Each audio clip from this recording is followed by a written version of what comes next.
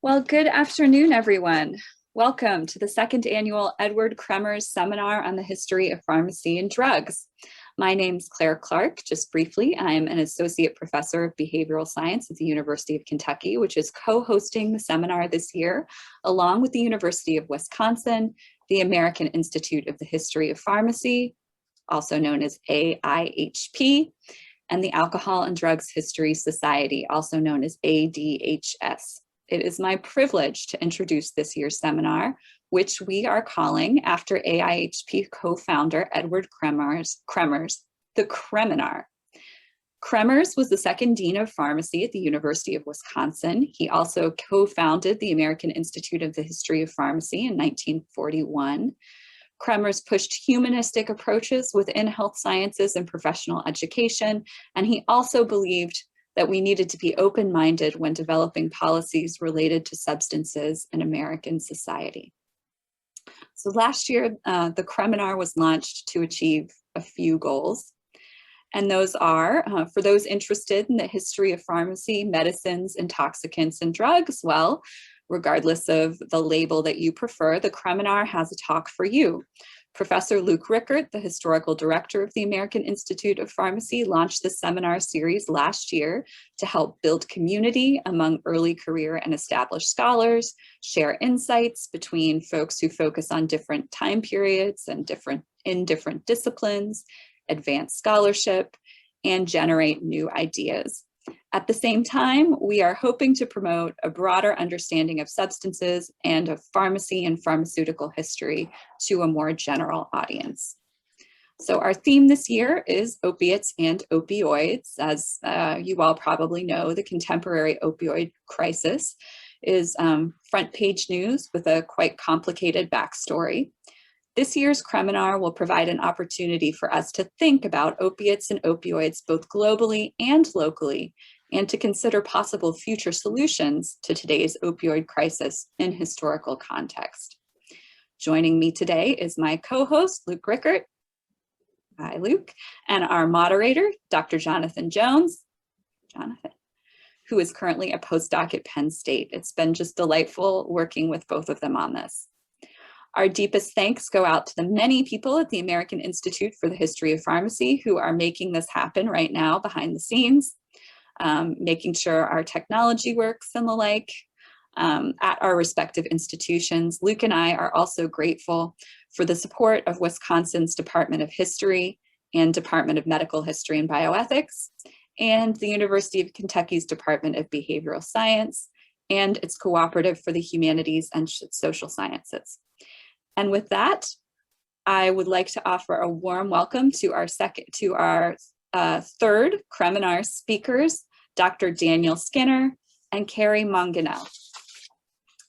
And a little bit about them before we jump into the conversation.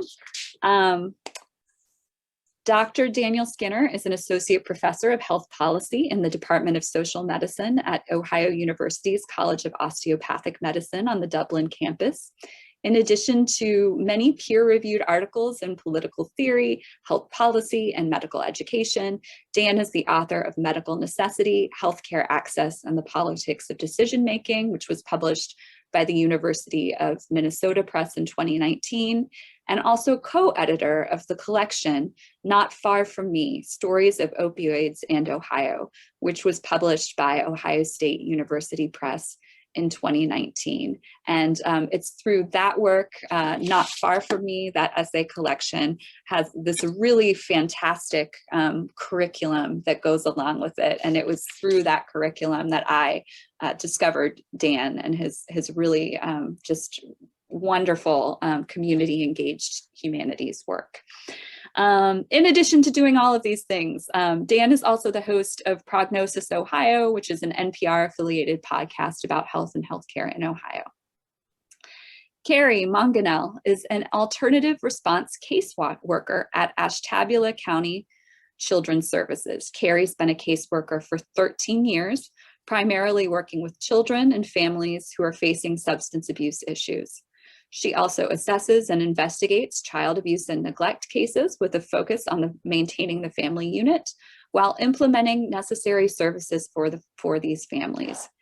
Kerri maintains, let's see if I can find it, a blog, which I will also put in the chat, about her experiences with substance use in her community and within the child welfare field. And her blog entries have been republished in several publications and featured in magazines, all of them focusing on the opiate crisis in the state of Ohio. So with that, we're going to have a little bit of a different format for the Kreminar today. So this is kind of an experiment, which we will try out with Dan and Kerri, and then follow up with 2 other sessions during this Kreminar series where Dan and Kerri will be in conversation with one another. And so they'll talk to each other for probably about half the time, maybe 30, 45 minutes. And then our moderator, Jonathan Jones, will jump in, and he'll ask a series of questions, and he'll field questions from people who are in attendance, those of us in the audience today, and we'll hopefully have a more open and wide-ranging discussion. So with that, I will turn the floor over to Dan and Kerri. Thanks, Claire. Thanks for having us, and thanks to everybody for being here. It's a real honor, and you know, this has been a long, it's been a long year in 2020 and 21.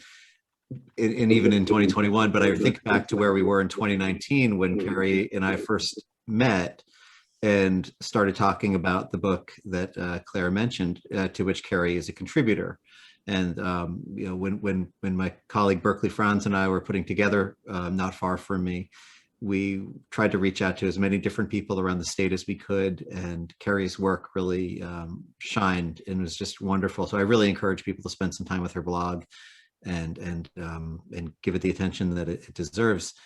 In taking this approach today, you know, and not having a PowerPoint, aside from the fact that we're all a little bit, you know, PowerPointed out, I think, with Zoom, you know, it was a natural idea for Kerri and I to have a conversation, because we both care about the issues that we're talking about today passionately, but we come at them from very different perspectives, and professionally, we do very different kind of work. I'm an academic who primarily works, you know, in academic registers, but also the book that Not Far From Me is also a humanities collection, as Claire mentioned. So that kind of work, you know, is really an important piece of just thinking about different ways we can come at the same kind of an issue. So I'm going to kind of ask Kerri some questions and see if we can bring out a few of those differences. Obviously, our context is Ohio.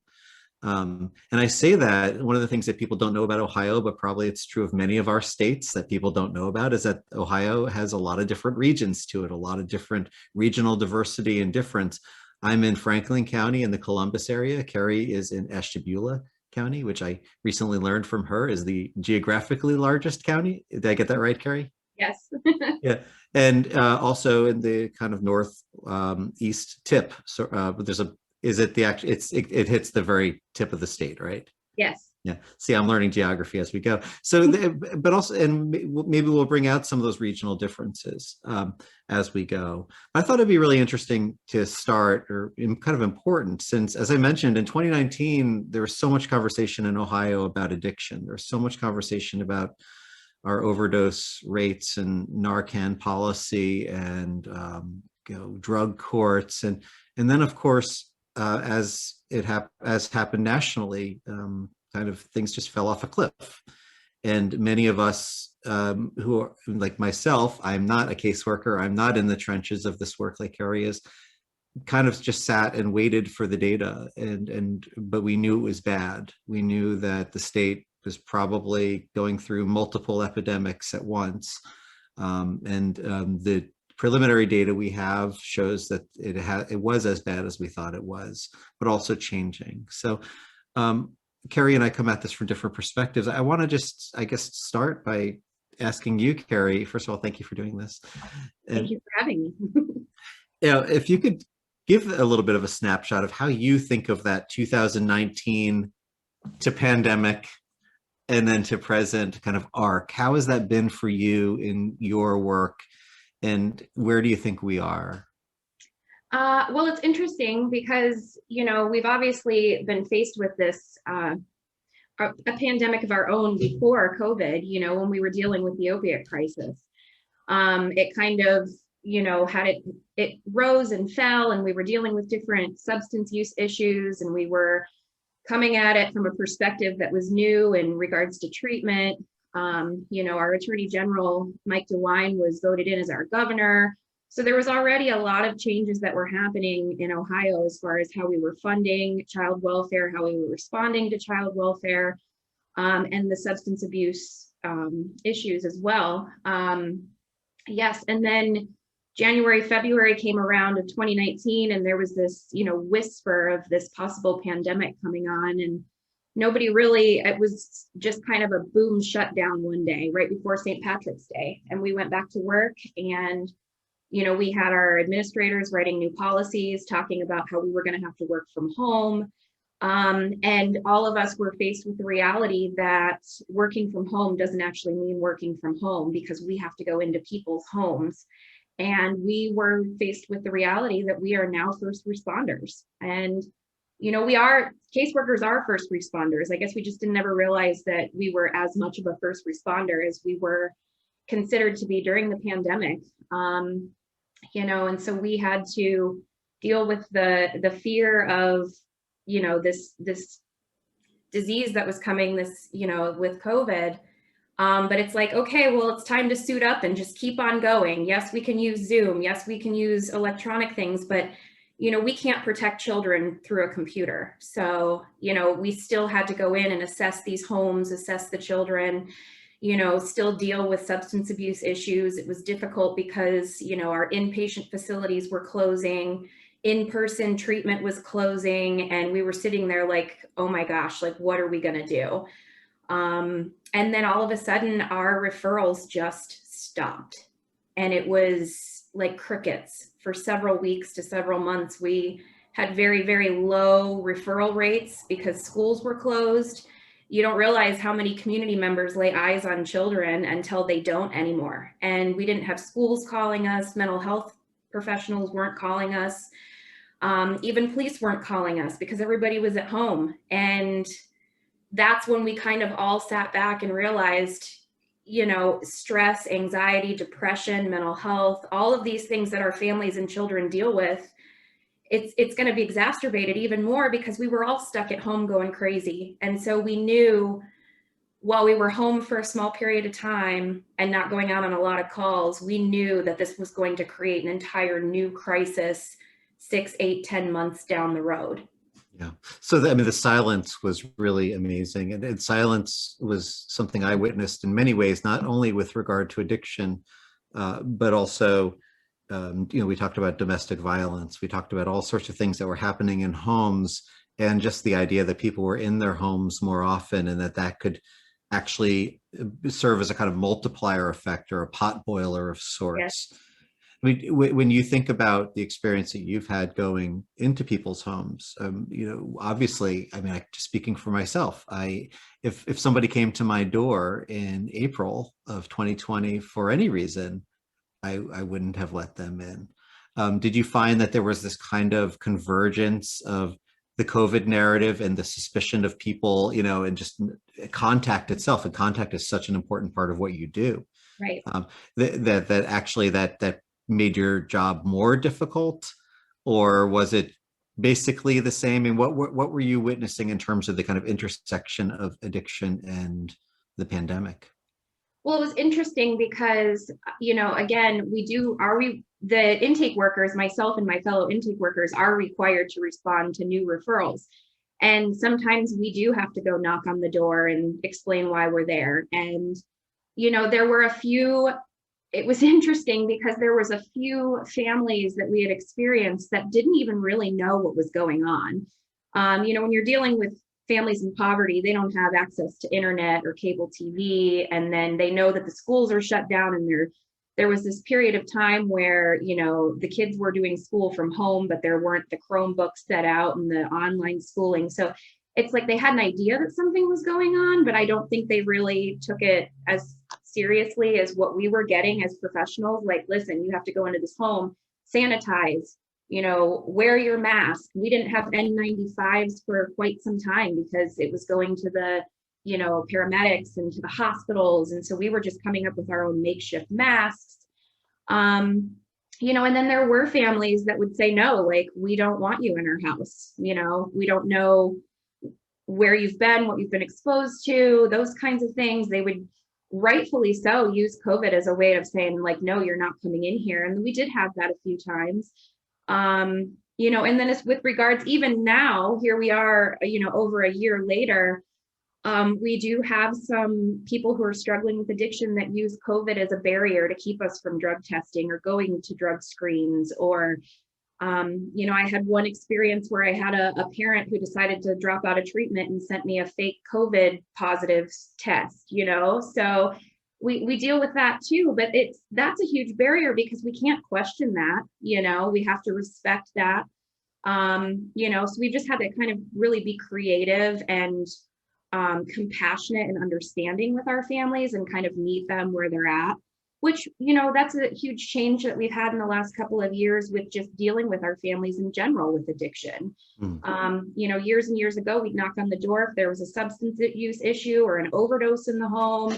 It was an instant removal. And then our foster care system and kinship providers were overloaded, and we just couldn't handle that, you know? So that natural change of how we were responding to the opiate crisis and the drug epidemic kind of went through into helping at least me in particular and my partner and my coworkers with trying to really be understanding and working with our families through this pandemic. You know, one of the things we've talked about here in Ohio a lot is that there was so much focus on the opioid epidemic. It almost became a kind of marketing or branding sort of phenomenon. People would talk about, you got the sense that sometimes when they were talking about opioids, that they weren't really thinking about the deeper societal sort of rooting of the opioid epidemic. Really what we have is an addiction crisis, but we have much more than that. Addiction is also an epiphenomenon or a symptom itself oftentimes. And we've talked about how at times the opioids have, you know, you talk to people working in emergency departments, for example, and they're saying, no, we're seeing more methamphetamines now than we are seeing opioids. And then it shifts and it's constantly morphing. I mean, over the last year and a half, let's say, or more, have you also seen that happening in the middle of the pandemic as well, that the addiction crisis itself was morphing? Yes, absolutely. You know, and a lot of it has to do with access too, because, you know, somebody that's struggling with addiction, you know, whether they have access to methamphetamines or opiates via heroin or fentanyl or prescription medication, you know, we came at it before COVID with a huge push in our state and our county with addressing the opiate issues with Narcan. You know, we were trained on Narcan, how to use it on ourselves, our coworkers, our families. You know, there was that big push, leave behind Narcan. Doctors, you know, weren't prescribing it as much anymore. We were coming at it with different treatment methods with Suboxone and Vivitrol. And then again, you know, humans do have addictive personalities. You know, you and I have talked about that in different methods. You know, and so when you have limited access to one, then it shifts to another. And then we did see kind of a shift in the methamphetamine crisis and then a huge shift in fentanyl. And we were seeing overdoses happening with methamphetamines that had fentanyl in it or just pure fentanyl. And then during the pandemic, I'd say when we went from March to about the end of May of last year, over the summer, we started to open back up again, get back to a little bit of normalcy. We were getting more referrals, and that's when we really saw the co-occurring substance use issues that were happening, because it was just a conglomerate of everybody coming out of that couple of months of lockdown. Yeah. And then, yes, it was about equal across the board with dealing with all of those substances. My last kind of question on this thread is, does the nature of your work change in relation to these qualitative shifts? So for example, methamphetamines or opioids or things like that. Does it substantively change the kind of work you do as a child services caseworker? I don't think that it would change the work that I do, you know, because again, in the last few years, we've had such a shift in the way that child welfare responds to families with addiction. You know, a few years ago, we were terrified at the opiate crisis and having these parents overdose, you know, and it was it was scary for workers to think about leaving a child in a home where we know a parent's actively using opiates for fear of that child or those children seeing the overdose. But, you know, within the last couple of years, the way that we've been, you know, really focusing on it, the way our governor has changed our funding and our programs that are available to us, we're coming at it with more of a preventative and immediate interjection of services type thing now, where we look at a parent, and if they're struggling with mental health and addiction, we're going to work with them in a similar regard, regardless of what the substance is that they're using now. Yeah, and people joining us today who don't know a lot about Ohio, I know we have a few Ohioans on the line. You know, Governor DeWine, as Attorney General, and then as governor, really made child health one of his main focuses. And it was one of those moments where, even across political lines, garnered a lot of attention. The fact that he appointed pretty strong public health advocates to the top positions. They're all women, in fact, in the health and public health realms. And that was well in place before COVID. And then, of course, during COVID, there were a couple of moments where during the governor's daily briefings, he said things like, "What, you know, we're really feeling how little attention we've paid to public health for years." And all the public health people around us said, "Yeah, we've been saying that for a long time. Like, this is our moment." But it really made clear that these things, something like COVID, you know, it brought all of that out in ways that maybe had been previously hidden a bit more before the pandemic. So I think we're hopeful that there is a renewed awareness around that. I guess I want to ask you, Kerri, about that, because you are in Ohio, but elsewhere as well, notoriously underfunded, underpaid, understaffed, under everything field. Do you think we've learned anything from this process that you see changing, new conversations happening, new influxes of resources, for example?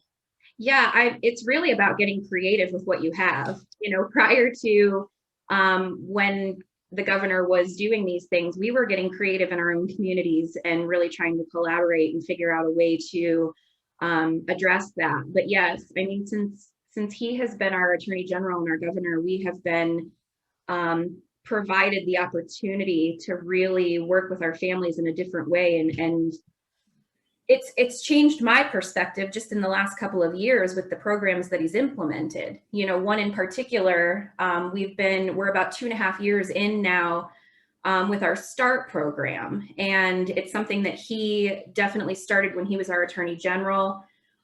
He changed funding over from victims of crime and was able to send that over to the child welfare creatively by labeling children victims of crime that are abused or neglected, and that funding was pumped in. And then we've been going through these pilot counties, about 10 to 15 at a time. Our county was lucky enough to be one of the first in the first couple rounds. And the START program it's sobriety, treatment, and reducing trauma is what it does. And what it does is it assigns a caseworker like myself and a family peer mentor. And the family peer mentor is a huge important piece that, again, Governor DeWine has been really encouraging in the public health sector. It started with mental health and treatment services, having these family peer mentors who are men and women, mothers and fathers who have struggled with their own addiction issues, and they've been in recovery for a period of time. And then our family peer mentors with child welfare not only have, you know, recovered and been in recovery, are in recovery, but have also been involved with the child welfare system at some point, whether as children or parents and adults. You know, so that really has changed Ohio's view and helped us get really creative and open-minded and understanding. And one of our very first family peer mentors was a former client of mine who I adore, and she has just done wonders with our families. And now we've got a second dyad where we're opening it up to more cases.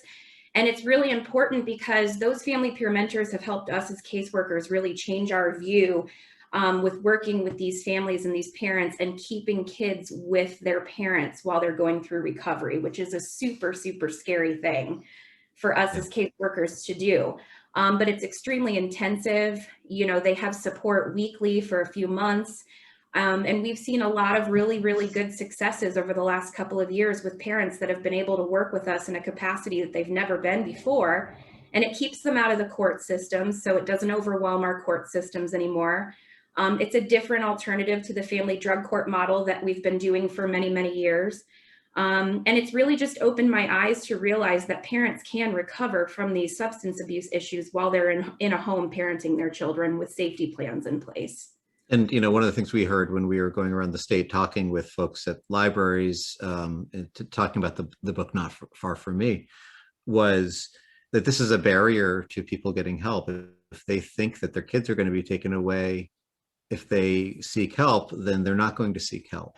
And we needed to find a way to work around that if we actually wanted people to come out. Similarly, as we deal with various criminal justice issues, getting people to talk to, feel safe to talk to authorities or supports of various kinds requires real trust building. Yeah, and that's what we were able to do with those family peer mentors, because they weren't coming in with the authority to remove children. I always talk with my families, and I have to remember that the badge that I wear puts a huge barrier between myself and that parent. And having the family peer mentor being able to work with them, saying, hey, I've experienced this.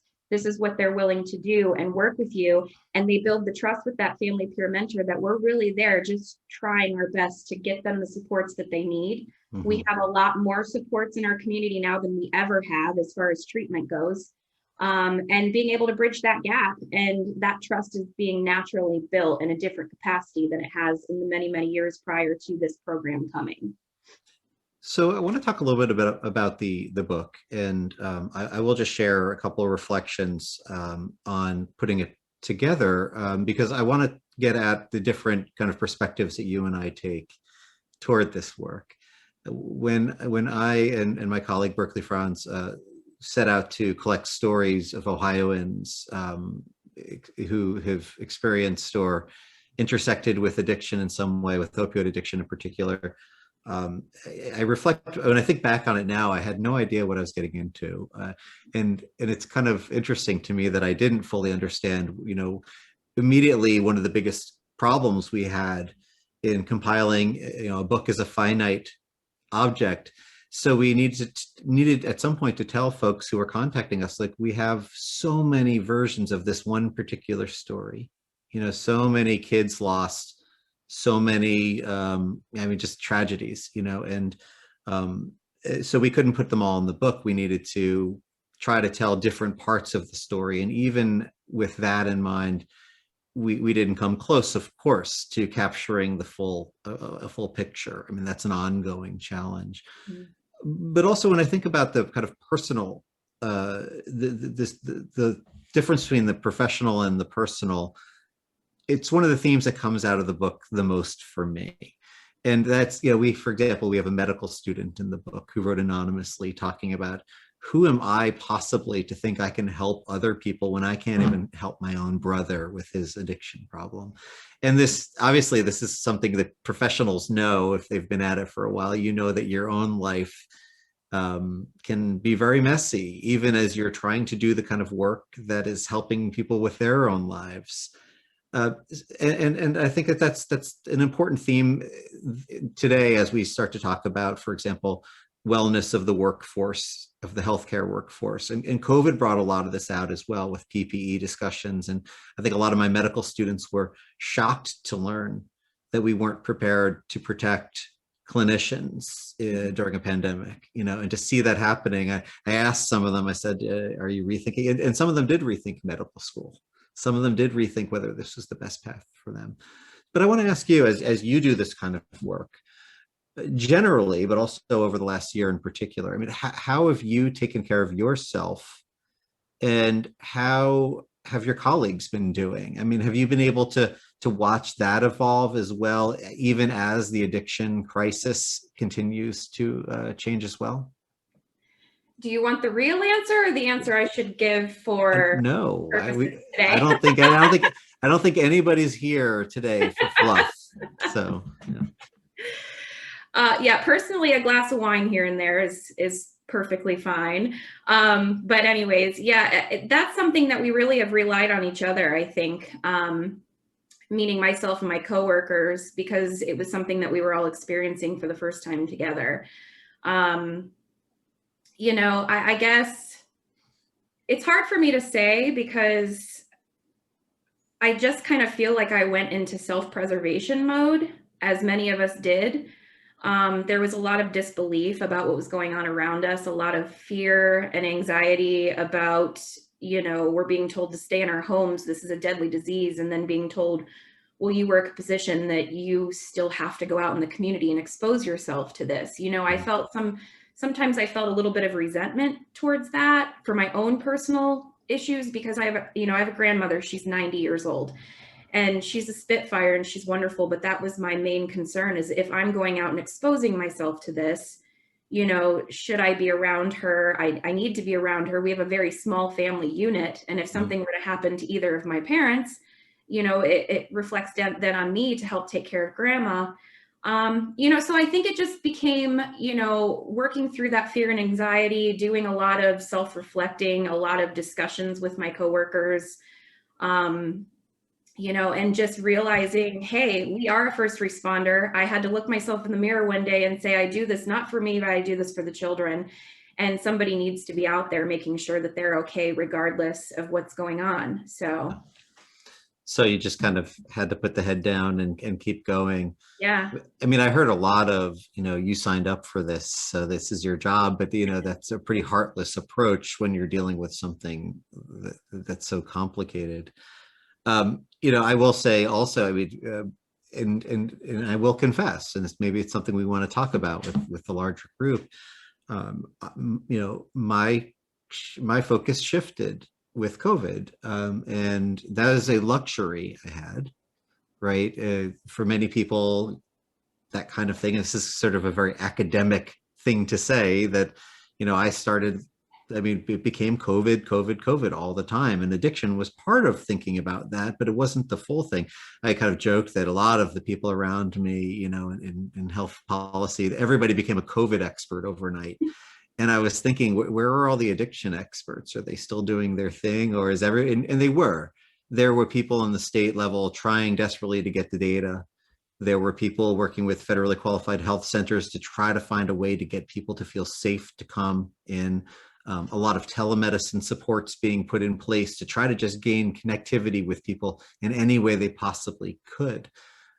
But I've certainly, as an academic, had imposter syndrome. When I started talking to people about their lives with addiction, I've experienced addiction among friends and family, just like many people have. But still, there's that kind of a little bit at a distance that I am privileged enough to have in doing something like compiling a book. I guess I just want to ask you a little bit about how you relate to the kind of, let's call it, for lack of a better term, academic discourse, or data generally, because data, it can be very non-personal. I don't know if I'm getting that word right, but when you when you read, and I'm talking to the audience here today, when you read Kerri's writing and you read the piece that she put in the book, it's extremely personal. This is about this, thing that in many ways is very hard to extrapolate or build on to make comments about populations. So I guess I want to ask you generally, when you hear the discourse about addiction in Ohio, does that matter to your work at all? Is that just a separate, almost like meta discourse that's floating out there, but your work is just continuing? Yeah, I mean, as far as the data and the statistics go, it's a trickle down effect. It does eventually affect what I do, because the higher ups, the academics, the people studying this, obviously are the ones that are doing it for a reason, to try and get funding, try and implement programs that then trickle down to us as trench workers with our feet in the ground out in the community. So in the big scheme of things, yeah, it matters, because it affects the smaller things that I am able to implement with my families. But on a day-to-day basis, no, I think there is a huge gap. My writing my writing was a form of therapy for me to share, experiences that I had gone through. It's kind of like journaling. And then I realized when I was journaling these experiences that, much like the book, other people have their own stories and need to hear these stories so that they can relate to them. And I was experiencing things with families that I never in a million years planned that I would experience, much like the entry in the book with my Jane story. So that is, my job alone is a very personal, intimate job career for me. I do it. I'm very passionate about it because I love working with these families and with these children. But there's a lot of secondary trauma that comes with that. And so writing and sharing my stories was a way of sharing my trauma in a way to try and help others. So as far as going into homes and doing the things that I do, the statistics don't really matter, because it's a humanities piece. It is their people, the overdoses, the rates of overdoses, like, they're not numbers to us. They're friends, family, former colleagues, former clients. There's days that we would come into work and get that phone call that somebody that we were helping and thought was doing really, really well, we had lost. I've had that phone call too many times. I've had the phone call where I worked with a mom for almost a year and a half, and I got the phone call from the coroner because I was the first one on the list since we had the children, and I had to tell the children about their mom. Mm-hmm. And she was a person who I became very close to in that year and a half, and we lost her. So the statistics for me, I understand the need for them. I understand the reason for them, but they're not, because they're people, they're humans, they're our community. Yeah. So let's talk about this writing for a moment, because I similarly have turned back to writing. Finding time for writing, finding the space, the mental space for it can be hard. And if you have kids running around and other things, it can even be more difficult. Do you do multiple levels of different kind of writing? Is there writing that nobody will ever see, and then writing that's Yes. For others? Yes. I do angry writing sometimes. Yeah, a lot of times I do. I will do the angry writing and the journaling, just to get it out and feel better. That's a healthy coping tool that I neglected for quite some time throughout the pandemic. But I've started kind of doing that again over the last few weeks. So, and then I have definitely had several blog posts that I have written. But then I have to sit back and really check and see, because there's a level of confidentiality with what I do. Mm-hmm. So, and with it being a small community, there's times where I realize what I'm writing about might be something that somebody could put two and two together. So I don't share that, and it's kind of sad because a few pieces of my writing have been extremely tragic because we've lost the parent. But I get permission from families to be able to share those experiences, and then I really just kind of do like a first person narrative about different things, like when we were trained on Narcan and how crazy it was for that. And then, my experiences with the police officers in our community and how they help, and then I have my basic writing. Writing's what I do every day. I have to, absolutely everything I do and say has to be documented, with my families. So that's the kind of writing I don't like to do, because then it's just kind of redundant and boring, but yeah, so. Yeah, it's almost like a form of technical writing or something. Yeah. When I think back to, Sam Quinones writing Dreamland, which I'm sure most people here are aware of, Sam says something in that book about how almost nobody, when he first started, actually on his speaking tours that he's done, maybe I'm confusing all of it just in the Sam Quinones ether, but he's talked about how when he first started this kind of work, nobody would talk to him about addiction. And I think he was talking about Portsmouth primarily because that's where he was doing so much of his work. But within a few years, and certainly by 2019 when we published Not Far From Me, our experience was that everybody wanted to talk about not everybody, but the stigma had been reduced enough, or enough families saw fit that they wanted to turn their tragedy into somebody else's help And we saw this kind of noticeable willingness to learn from these experiences. So I guess I wonder if that's part of your world as well. I mean, like I said, we didn't even have enough space to put all the stories in the book that we could have possibly, and we could have gone on for a long time. And there were a couple of interesting writing experiences we had as editors. A couple of people who kept coming back to us because the book wasn't yet wrapped up, and they said, I have more. And we got to the point where we said, look, the piece is really long. But they had there was this kind of feeling of like cleansing, like they were just pumping out more thoughts. They had more emotions. They had more reflections on things. Mm-hmm. And of course, at some point you have to put the book to pulp or to paper. So I wonder if you've seen that move as well, especially around the stigma of families that are where in their home situation or their life addiction is a part of it, that they're more willing to talk about that directly, or do you have to do a lot of unearthing? I think a little bit of both. Coming from where I'm at, when I'm going in and working with families for the first time, I obviously have to do the unearthing. But no, I do believe in the last couple of years that just the fluid discussions about addiction has become very natural for very many of us. Again, having peer mentors working in our building and being able to talk to them about their experiences and even laugh about it at there's some times where we think back to when I was working with one of our peer mentors on our case, and we laugh about things that we said to each other or what she really thought of me or what I thought of her. And then we're able to like share that with others, and there's a natural unearthing that starts to happen.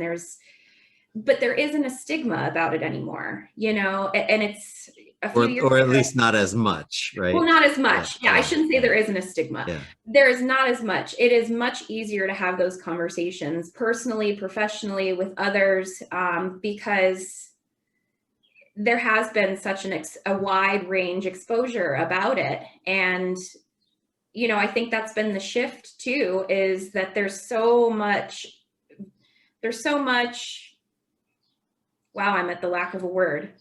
That's unusual.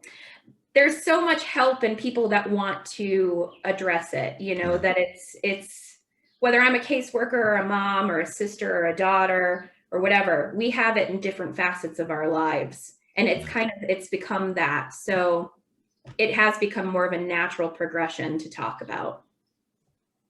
No, that's great. That's really helpful. And, I think that one of the things that we hoped from the book, and that forums like this really help with, is creating that ongoing conversation. It's one of the things that made COVID so scary for those who were lucky enough to stay home in a way, right? But also that inability, because since knowing what's going on in homes is your jam, that's your gig, right? Yeah. So I see that Jonathan has his hand up, and I know we're almost to the point where we wanted to do some Q&A here. So hi, Jonathan.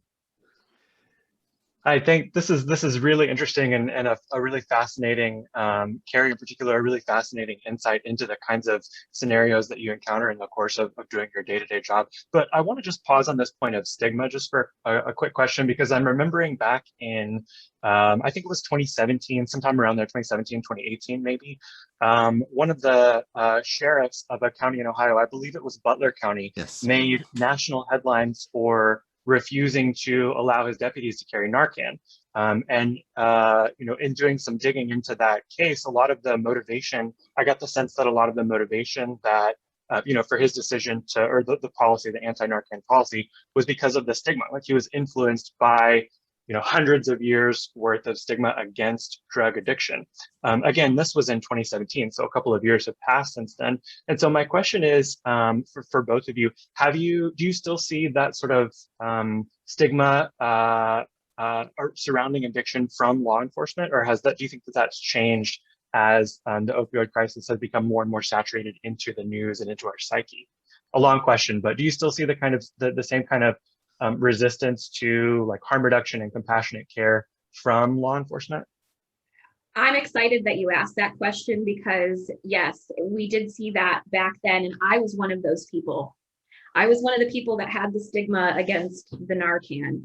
And it's really interesting that you asked that because my story, Jane's story that was in the book, that was one of the first experiences that I realized if someone in that house had Narcan, I wouldn't be standing here today.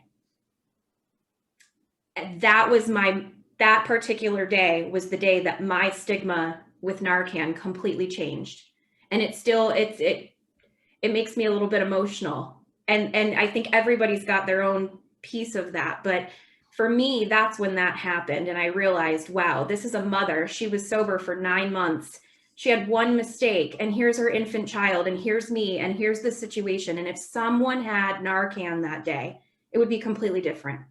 And then as far as the law enforcement piece goes, at least in our county, a couple of years ago, one of our deputy sheriffs in Ashtabula County was one of the lead enforcers of getting Narcan back out into the hands of everyone in our community. I mean, he came in and brought it and gave it to the caseworkers, anybody that wanted it, and explained how to use it and why.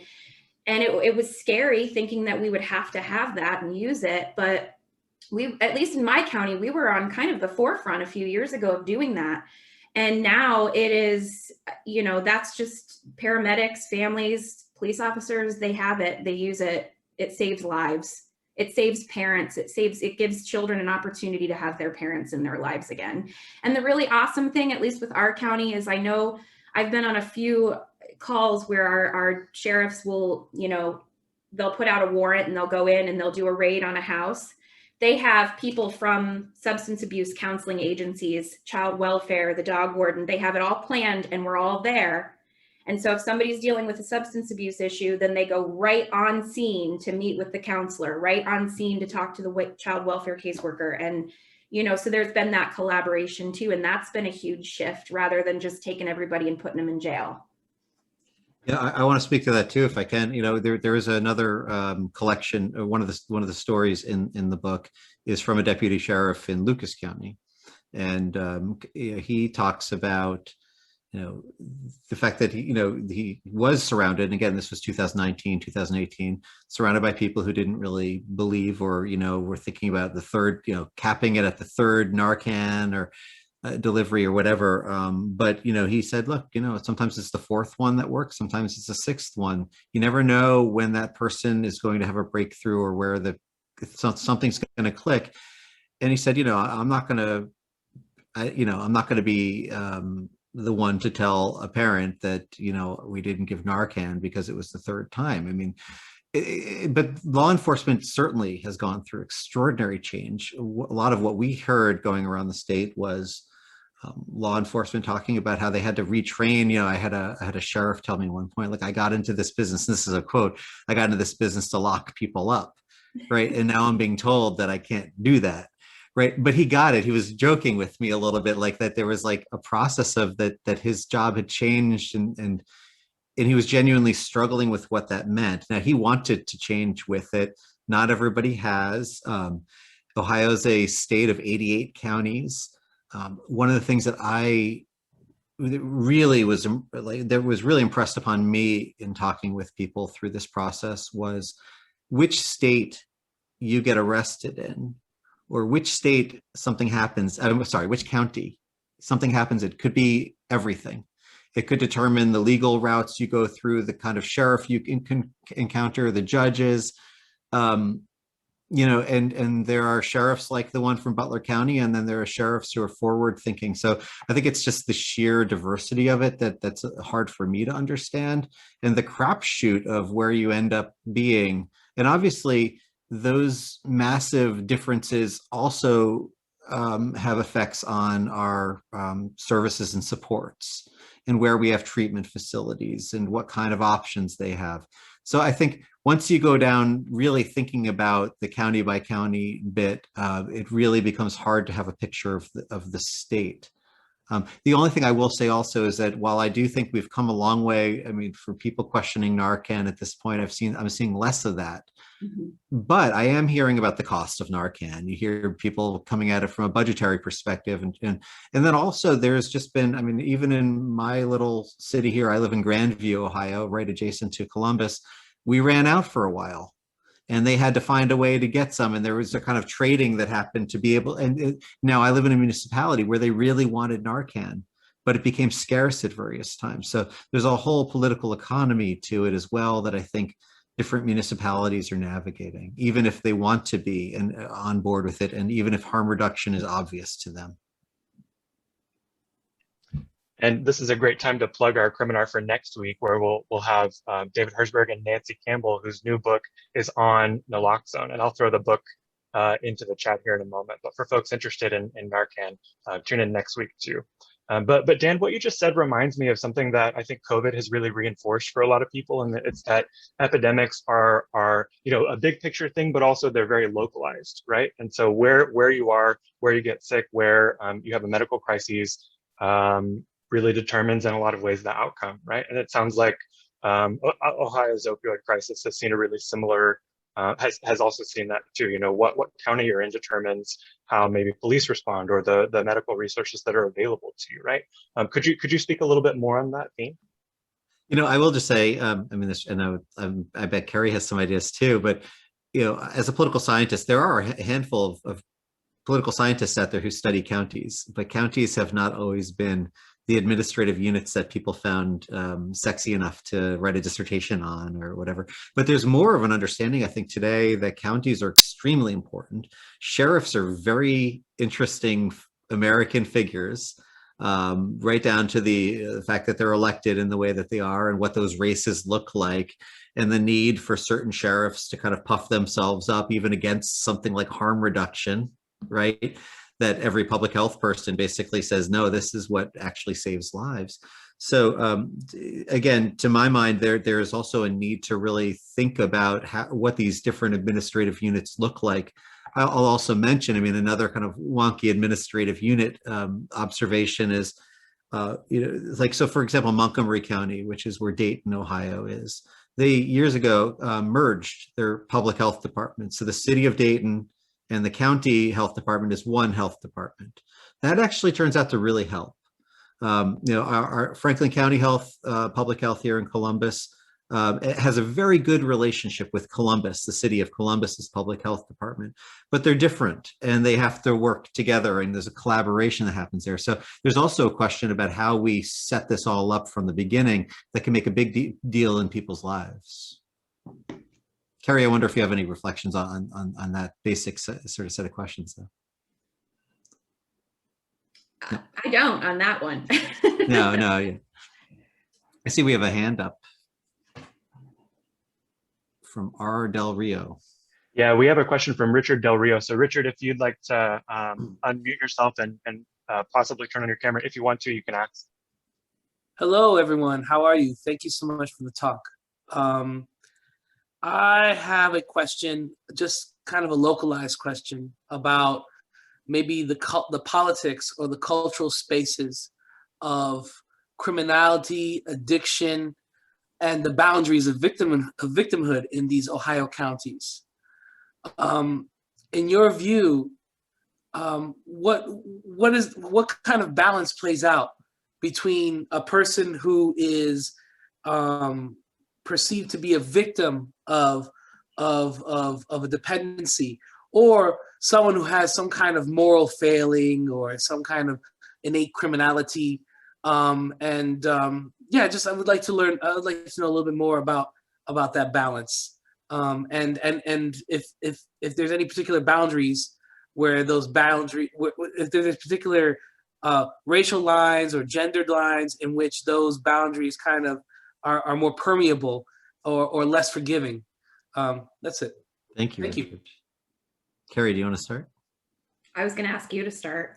Oh yeah, I have a couple of reflections. I mean, before I turn to the kind of the racialized aspects of it, one of the observations that we made early on in compiling the book, we had a lot of mothers contact us we could not get fathers to write about this. It was really, we had we had some conversations with fathers. And certainly the failure narrative was pretty gendered.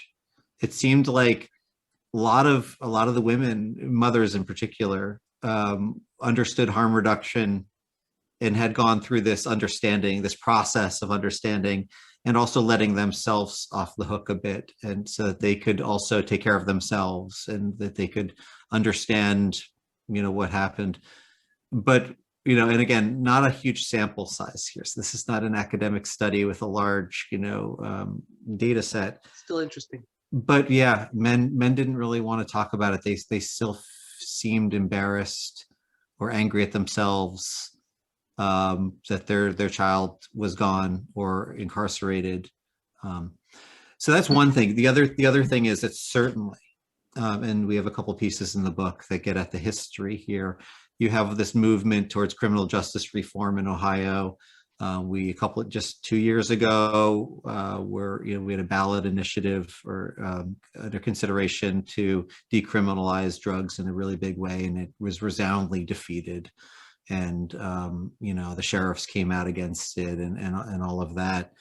But you have like lots of Ohioans of color saying, "Oh, look at these drug courts. Look, we want to treat this from a harm reduction perspective, or we have these other routes that are available." Meanwhile, we still have people locked up under drug laws that are going to watch this from the sides. So I think that conversation is out there, and also, and this is why I think the modes of addiction is really important here. Methamphetamine, thinking about different kinds of drugs, because the opioid crisis seemed to get a bit of a pass from many people as not fitting into the larger narrative going back to the war on drugs in the 1980s and the racialized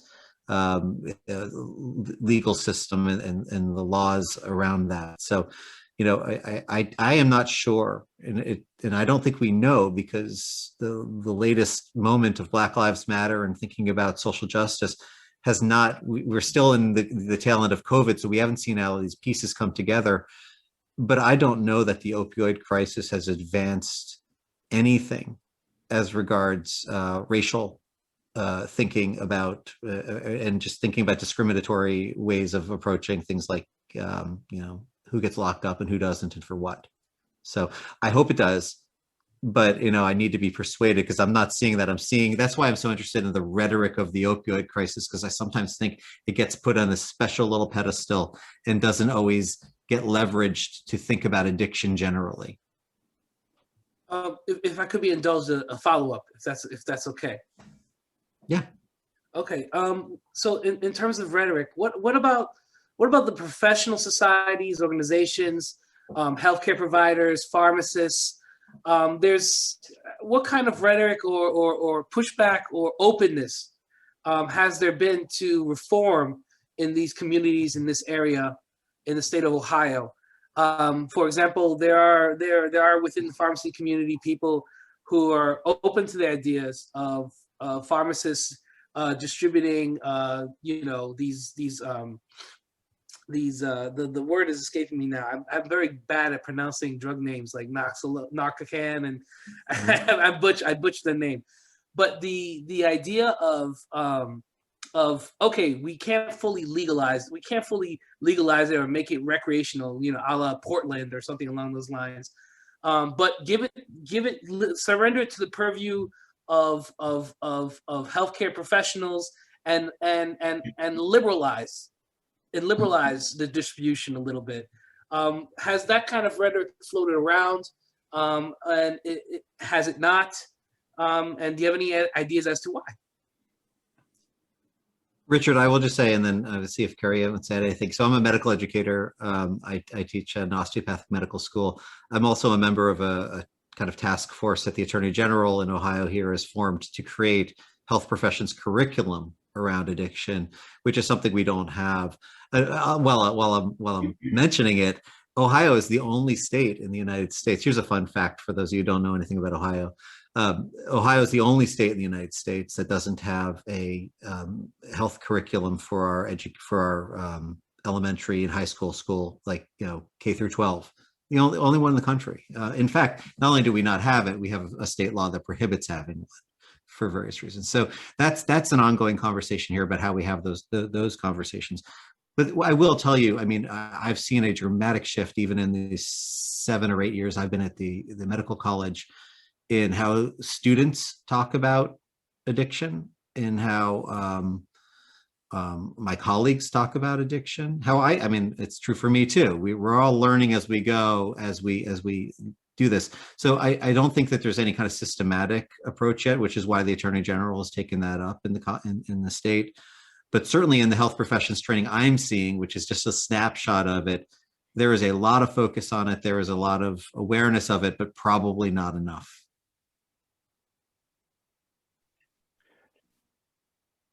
Kerri, would you like to share any thoughts on?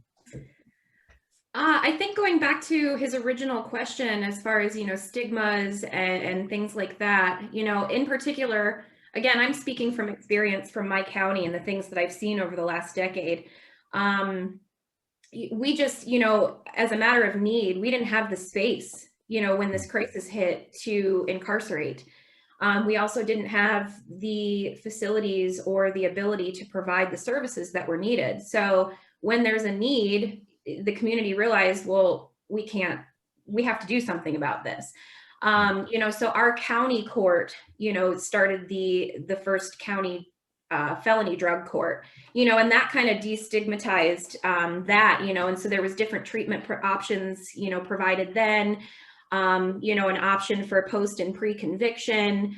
Then it started to kind of multiply. Now we've got a drug court in our municipal court in Ashtabula. We've got a mental health court in our municipal court in Ashtabula.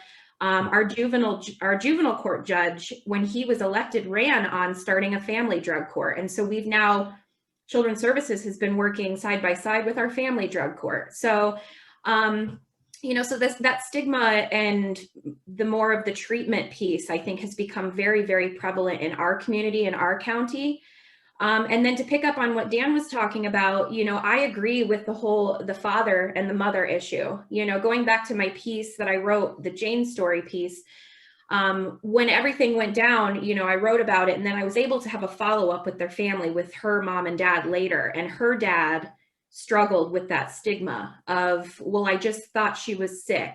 She was running a fever. It seems like the fathers, they struggle to have that open-mindedness. And, myself as a caseworker, I find myself in a counseling capacity with parents all the time, meaning grandparents of the children I'm working with, parents of the mothers and fathers that I'm working with, and trying to make them understand their role or their lack of a role in the parents that I'm working with and their addiction. And that's really hard too, because there is still a small piece of it where they're just angry, because they're grandparents, they're raising their grandkids. Why can't they stop this? I don't understand this. And we have a lot of conversations with them, at least I do, and encourage them to go to meetings and learn more about addiction, and to try and understand it as a disease and not just as a failure of their own parenting. So I hope that adds to Richard's question. Yeah, that's a really, sorry. Oh, I was just going to say, Kerri, that's a really interesting point, because we've talked about sort of the gender divide here and how people view opioid addiction, but you're pointing out sort of a generational divide as well, right? Is that something that you see a lot in the cases that you work with? Absolutely. Absolutely. I spend more time in grandparents' living rooms than I do in parents' living rooms. Because there has been a huge push for kinship. Obviously we always need foster caregivers, but there's been a huge, huge push on kinship. And when you work with families where I'm taking children from a home and putting them into a relative's home, particularly the grandparents, there is that animosity and that anger that their lives have been disrupted now because the parents just can't get their act together.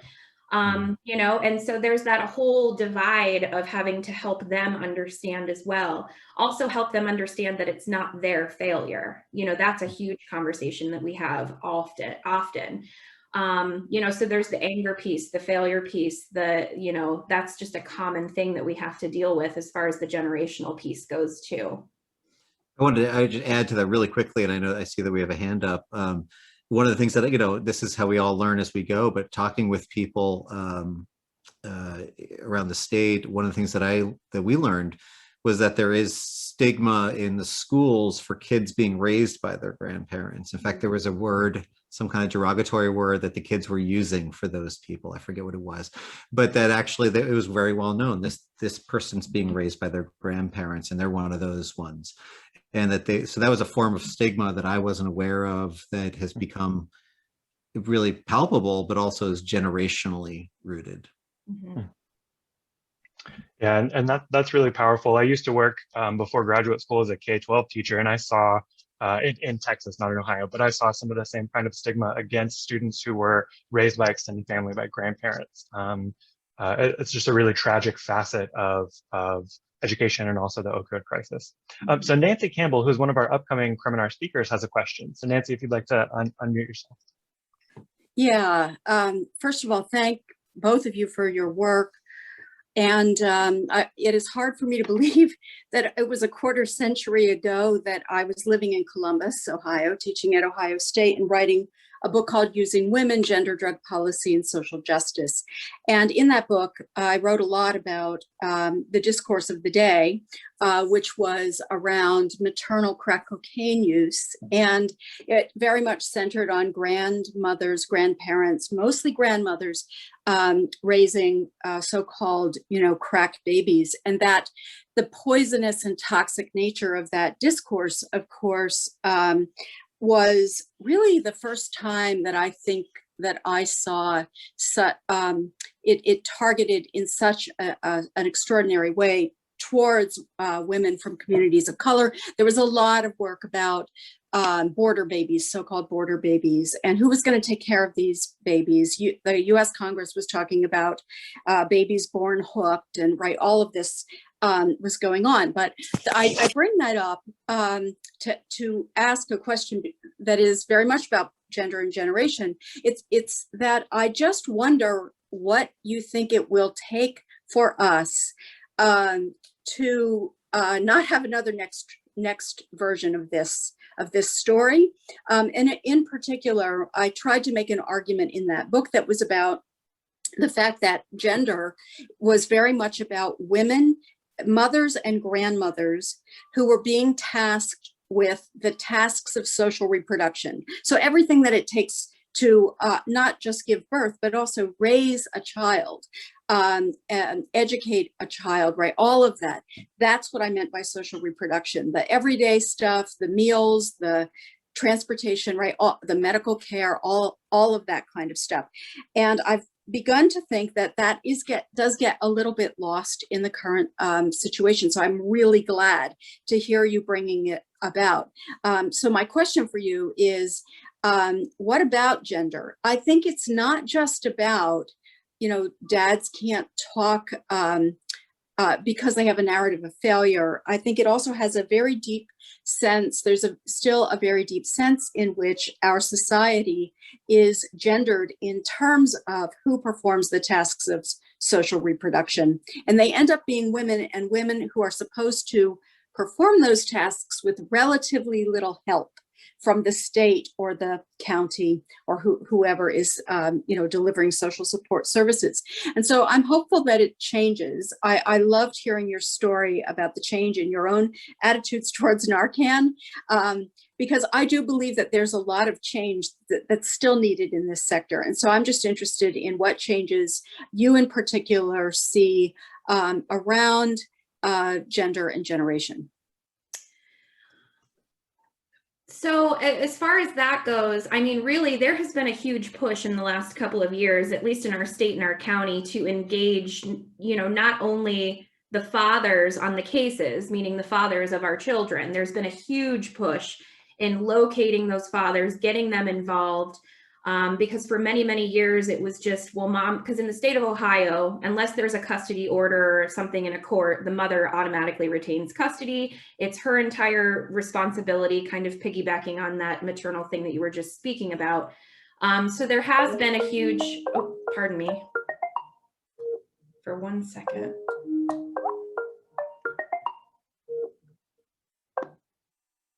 I forgot to shut down my work Teams today. So yeah, so to get back to that, there has been a huge push for us to engage fathers, locate fathers, encourage the fathers to be, involved in the children's lives. And even more so in my own work in the last few years, I have been able to reach out and find fathers that were appropriate to take these children, and give that responsibility to them. And there are some out there that are filing for custody of the children, that are keeping them safe. There's even been grandfathers in particular too that have taken on their grandchildren. So I have seen a small shift in that. There is still very much a huge gap. And as far as what it takes to remedy that, I think it really is just needs to be an awareness, and in our community, in our state, in our county, there has been an awareness in the last couple of years, like, hey, we have to engage these male figures in these families' lives.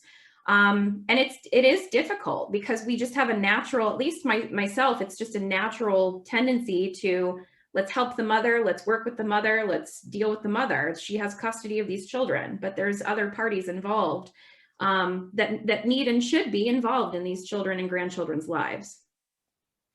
I'll also add, I mean, and Nancy, those are fantastic points, and I think the gender implications of this kind of thinking this through are, extraordinarily complicated and rich.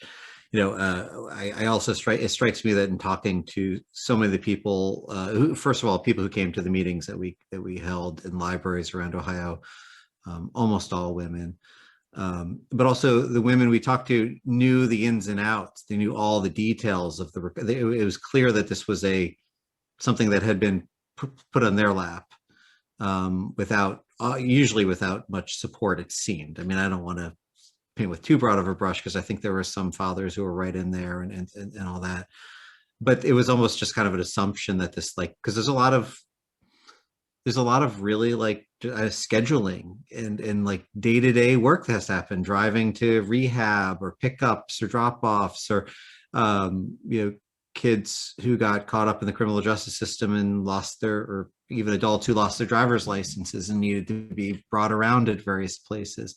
So I think that there is a kind of gravitational pull for that work to default to women with addiction, at least based on my snapshot of it in this case.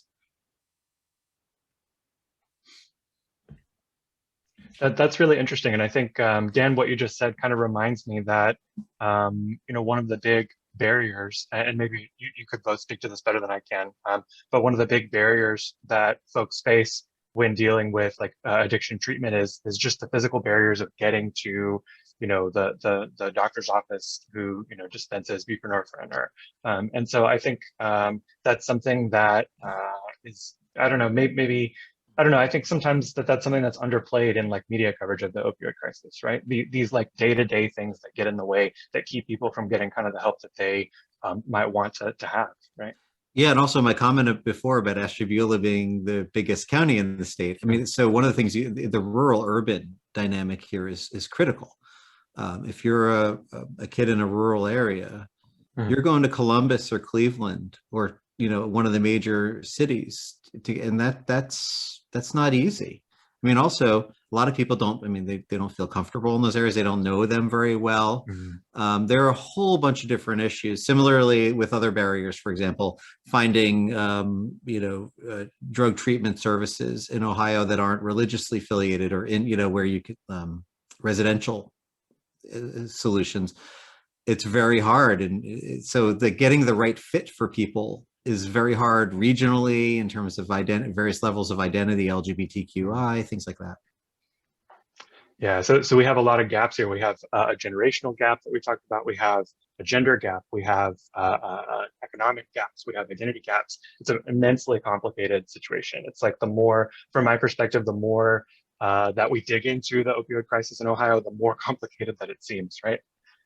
So we have a question here from Amy Ford. So Amy, if you'd like to ask.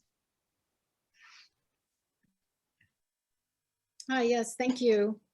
I'm joining from Western Massachusetts, although I'm very familiar with Ohio, having gone to grad school there, and I have family there and in the Cleveland area and Akron area. And so I thank you both for this talk. I did clinical work for a number of years, including 8 years with our Department of Children and Families as a substance use specialist. But now I've been working in education, college level education, community college, and I'm training people who want to work in the field of addiction. And, you know, going back to this question of stigma, I mean, I think it's a fascinating question. And because the word is so overused, it's somewhat lost its meaning in terms of this discussion, particular to addiction. But I think one thing that fascinates me, even on this call, is the discussion around Governor DeWine. And if you look at his voting record from when he was a senator from Ohio, his voting record around addiction was atrocious. I mean, shameful, really. And he seems to have made some kind of a shift. So we could speak, you know, it'd be fascinating to sort of do some sort of study on how did he shift? Is it because he became like what shifted for him to maybe reduce his own stigma? And does that translate to the personal, or is it in the political realm, you know, only? I mean, one could argue that that's impossible to do, but, and I do think also that stigma can live within the person that has addiction themselves. Many of my students are what I would call an early recovery, so anywhere from 1 to 5 years, and they are studying and want to become addiction specialists or licensed or certified to do this work, and yet they have internalized huge amounts of stigma. And so they can be just as rigid about, you know, medication-assisted recovery or Narcan, and it's a very heavy lift in terms of educating them to shift that. So if we're just saying, hey, you know, the people that are dealing with stigma are not the people that have the illness or even their family members, that really isn't always the case. And I'm not saying that was part of the discourse here this afternoon. It's just that I just find that, you know, an important thing to mention, and sort of also the role of critical thinking in the education of addiction professionals. And I feel really strongly that people do not have to use the term now that's used, have lived experience to do quality work with this population. I think it does the population a disservice to believe that. And that's something else I have to work against in educating the people that I educate, where they're like, well, the only people that can work with addicts are other addicts. I'm like, no. Why is that true? Where does that belief come from? Why do you think that? Because, you know, we have ways that, you know, we're not as far apart as people like to think.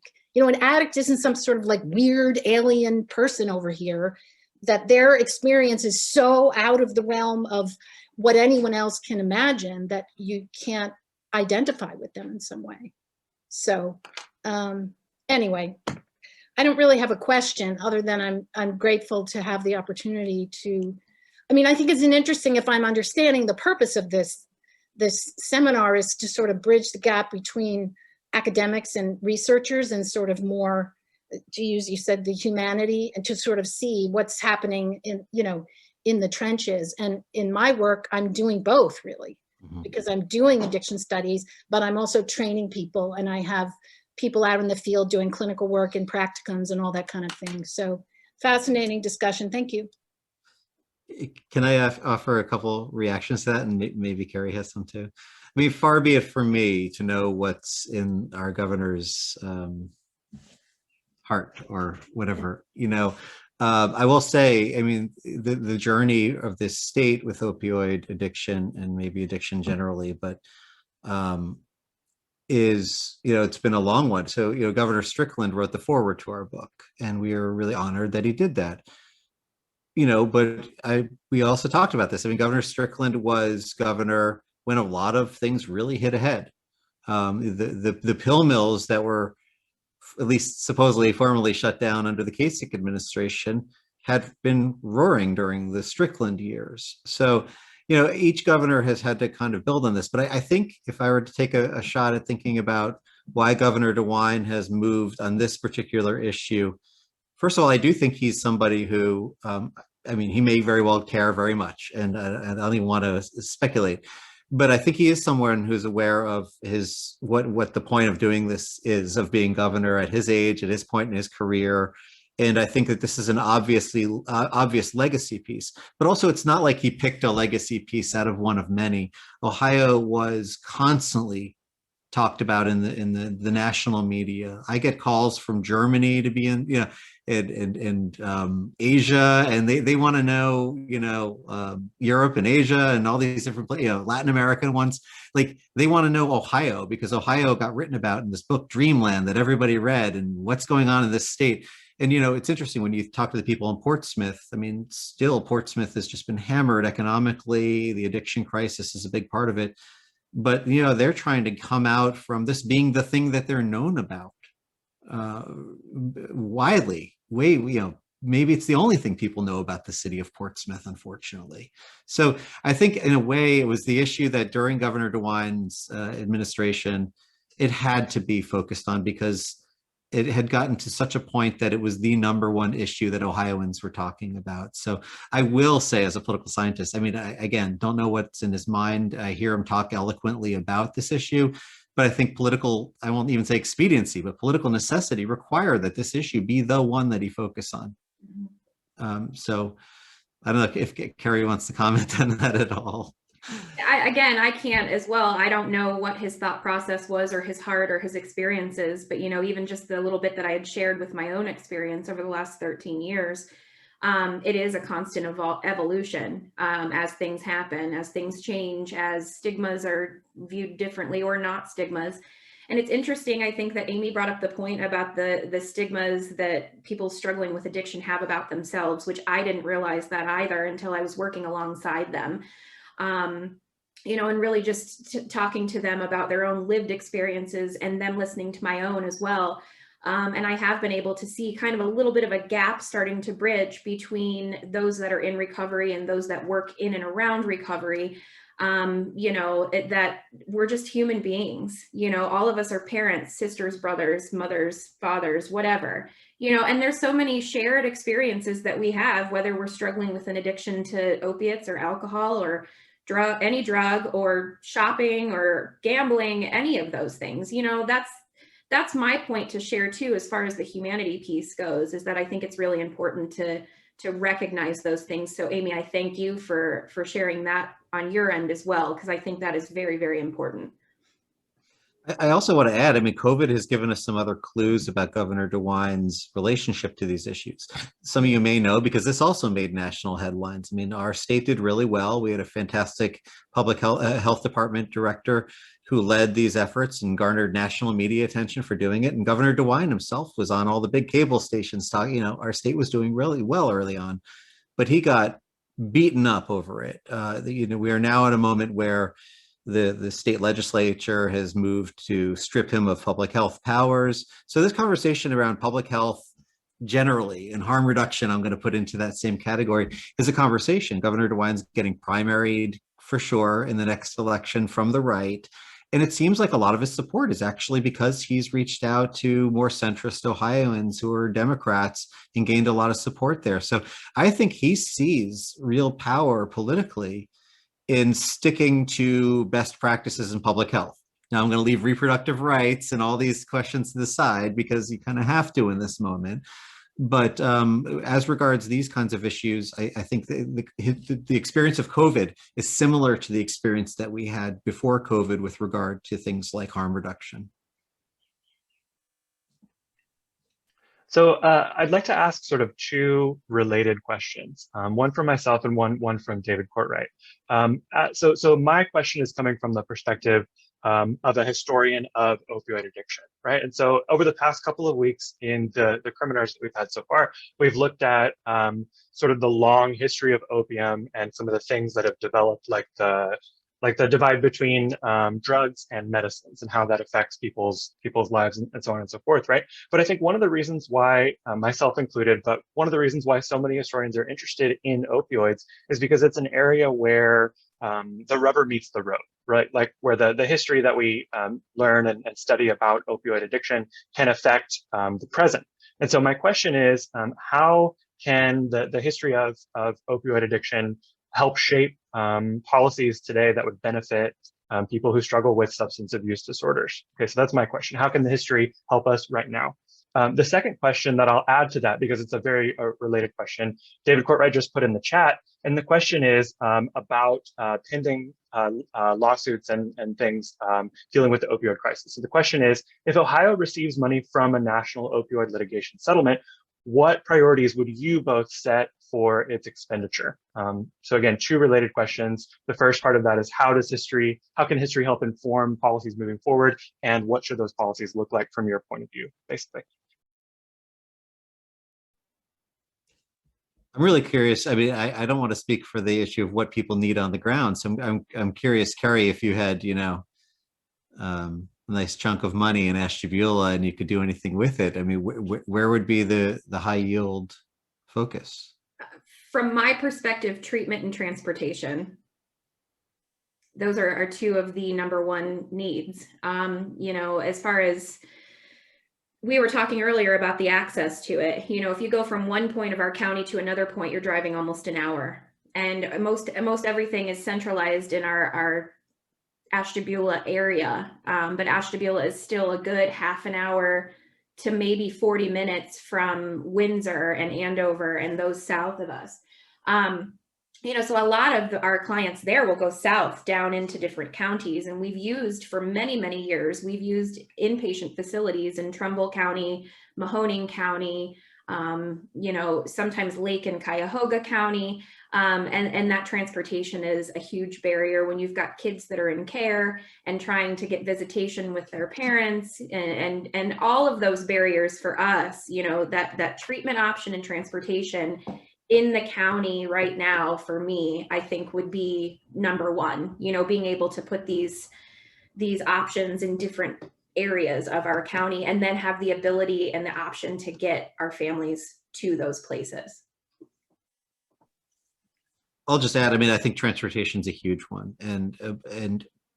but also, in one way you can move people to those places, or you can establish more of those places. And I think Ohio is a great example of a state where we need our rural counties to have inpatient options, residential options for people undergoing treatment. And we don't have anything close to that. And it's a real barrier, but also it's because I kind of chuckled when I moved from New York to Columbus. People thought Columbus was this huge city, and I thought, well, this is interesting.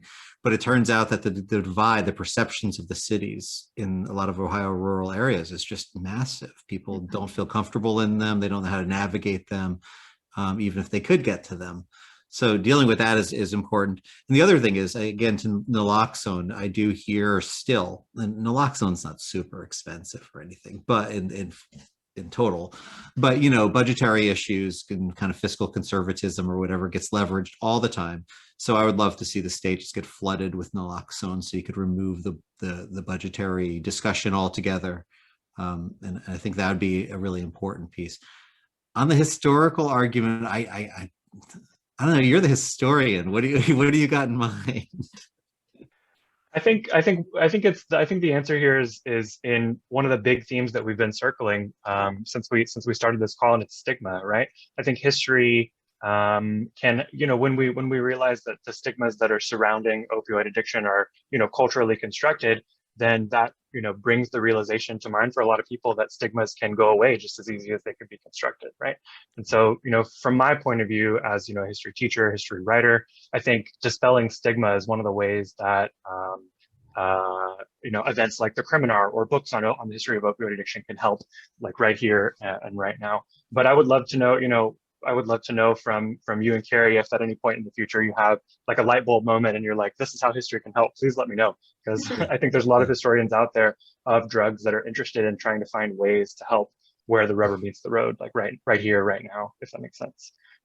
So we're starting to, Dan, please go ahead. Really quick response to that. The singular most powerful thing I've learned in this over the last 16 months or so, well, I guess 2 years, was that people did not know that recovery is possible.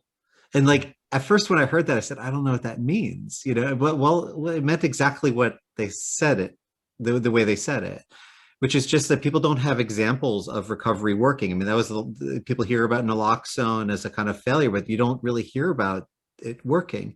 And once people became persuaded that it was possible, then their focus shifted.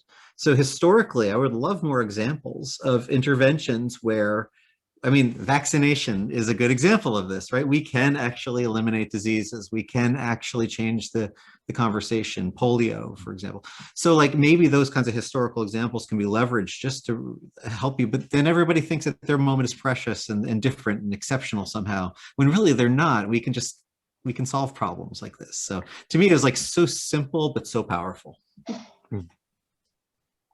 Yeah, seeing those, you know, the U.S. has been through multiple opioid crises, if we want to view them as sort of waves, which is one of the ways that historians view the opioid crisis, and seeing how Americans in past generations have dealt with the opioid crisis of their times can be really powerful today too. I agree.